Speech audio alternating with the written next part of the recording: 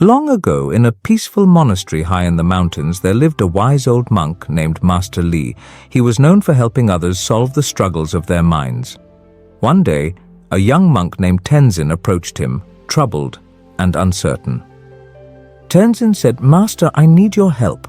I keep delaying my tasks. I always think I will do it later, but later never comes. I feel stuck." Master Li smiled and said, Procrastination. It's like a visitor who refuses to leave. Sit with me, Tenzin. Let's talk about it." Master Li then shared a story. Once there was a man who wanted to cross a river. He found an elephant by the river bank.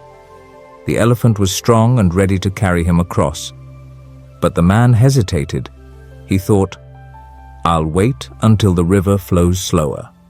He waited days, but the river never slowed. The man stayed on the bank, unable to cross. Tenzin listened carefully and said, so the man's waiting was useless. He had the chance to act but didn't take it.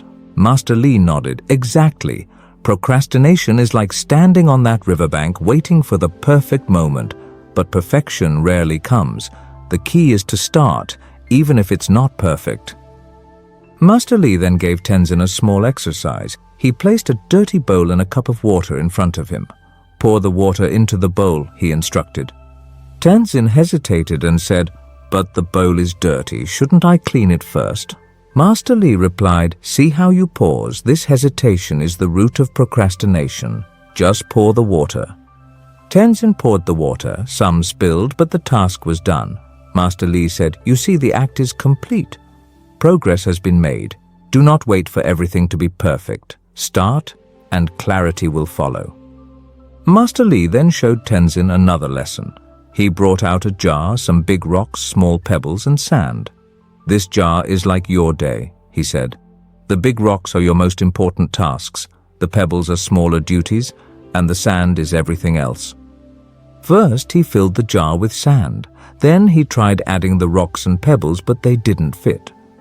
"When you fill your time with unimportant things first, there's no room for what matters," he explained. Next, Master Li placed the big rocks in the jar first, followed by the pebbles and sand. Everything fit perfectly. "Focus on your big rocks each day," he said. "What is most important to you, Tenzin?" Tenzin thought for a moment. "Meditation, studying scriptures and helping around the monastery," he replied. "Then start with those," Master Li said. "The rest will fall into place." Finally, Master Li and Tenzin sat by a small pond. Master Li threw a pebble into the water.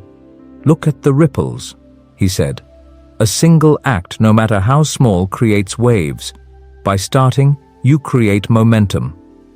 Tenzin's face lit up. "So by simply beginning, I can create progress," he said. "Exactly," Master Li replied. "Action leads to more action. Begin and the rest will follow." From that day, Tenzin took the wisdom to heart. He stopped waiting for the perfect moment and started his tasks one mindful step at a time. He focused on what truly mattered and trusted in the power of small beginnings. And so the young monk overcame procrastination, learning that the path forward begins with a single simple step. Thank you for listening and watching to this story. If it inspired you, remember to like, share, and subscribe for more stories of wisdom and mindfulness. Take your first step today, no matter how small.